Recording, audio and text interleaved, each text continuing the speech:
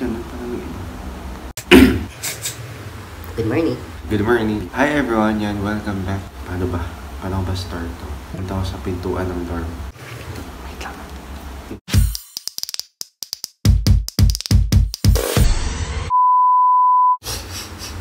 Today is 5/11, September 25. So, sobrang aga.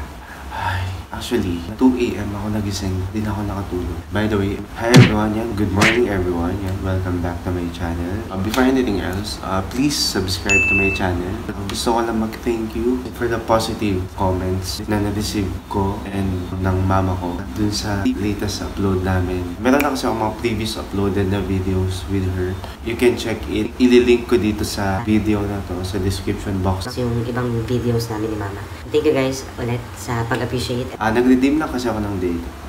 Parang ulit magsalita.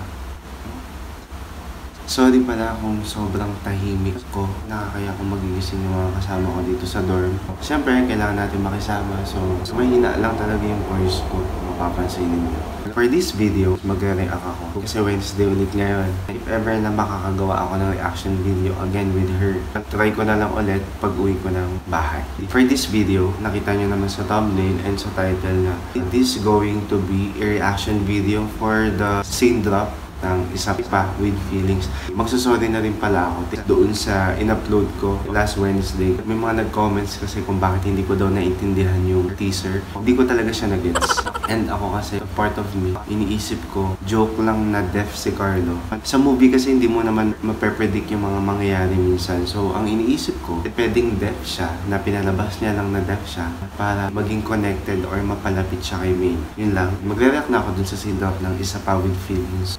Scene drop.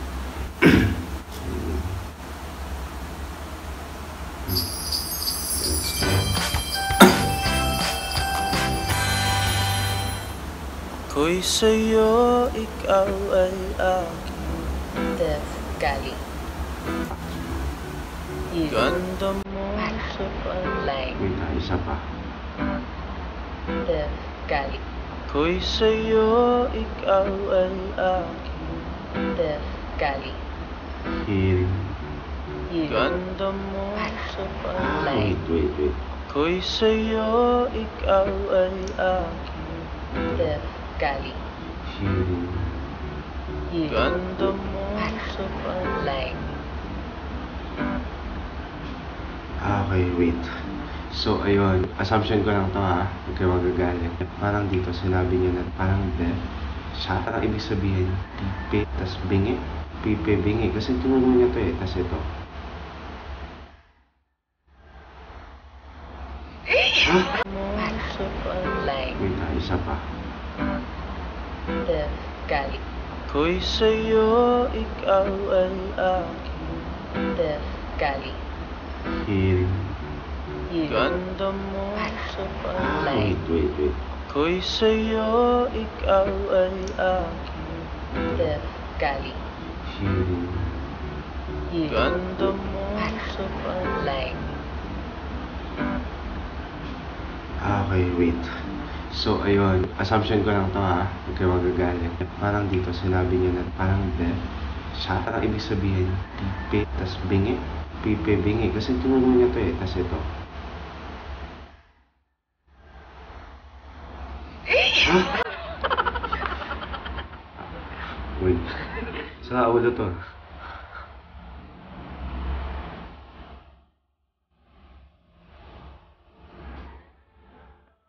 Ay, wow. Wait, alam nyo, iniisip ko kung if ever man na magre-react ulit kami ni Mama sa video na to, iniisip ko yung magiging reaction niya dito sa part na to. Anyway, tignan natin kung makakagawa ako. But sorry, tuloy ko na.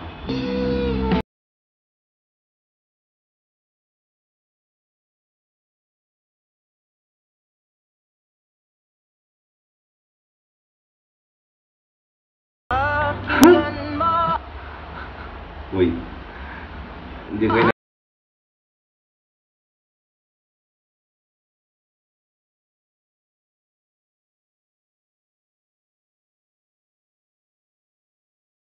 Harry Main Mendoza. Napaka-quirky, napaka-funny. Anyway, ang dami kong putol. Sorry. Wait. Ang cute na may tayo.